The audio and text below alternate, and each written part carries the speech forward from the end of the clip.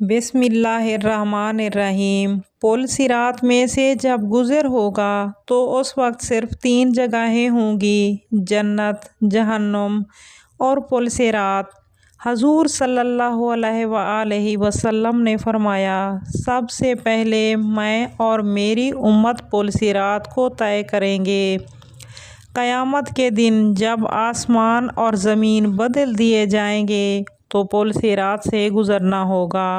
وہاں صرف 2 مقامات ہوں گے، جنت اور جہنم۔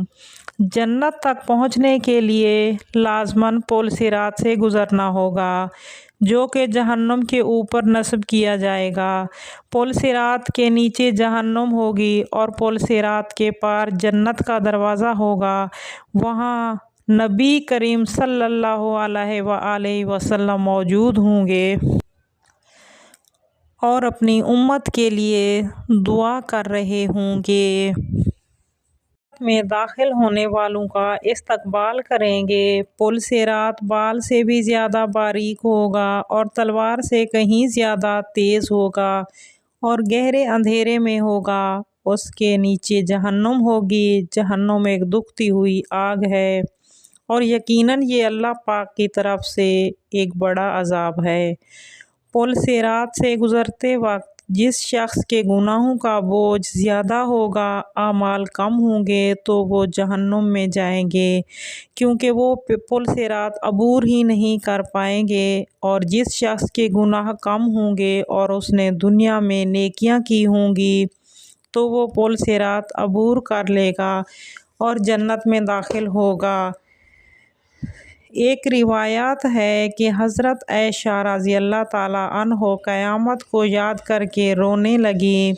حضور صلی اللہ علیہ وآلہ وسلم نے پوچھا، عائشہ کیوں رو رہی ہو، کیا بات ہے؟ تو حضرت عائشہ رضی اللہ تعالیٰ عنہا نے جواب دیا، اے رسول اللہ، مجھے قیامت یاد آ گئی۔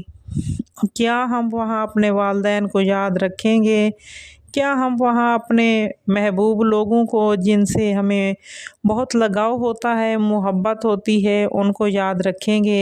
رسول صلی اللہ علیہ وآلہ وسلم نے فرمایا، ہاں، ہم وہاں انہیں یاد رکھیں گے، لیکن وہاں 3 مقامات ایسے ہوں گے جہاں پر کسی کو کسی کی فکر نہیں ہوگی، ہر کوئی اپنے بارے میں سوچ رہا ہوگا۔ جب کسی کے نامہ اعمال تولے جائیں گے، جب پل صراط سے گزر رہے ہوں گے۔ دنیاوی فتنوں کے مقابلے میں حق پر جمے رہو، ایک دوسرے کا خیال رکھو، ان کے ساتھ اچھا برتاؤ کرو، ہمسائے کا خاص خیال رکھو، غریبوں کی مدد کرو، اپنے سے کمزور لوگوں کو تکلیف نہ دو۔ یقیناً ایسے لوگ جنت کے حقدار ہوں گے۔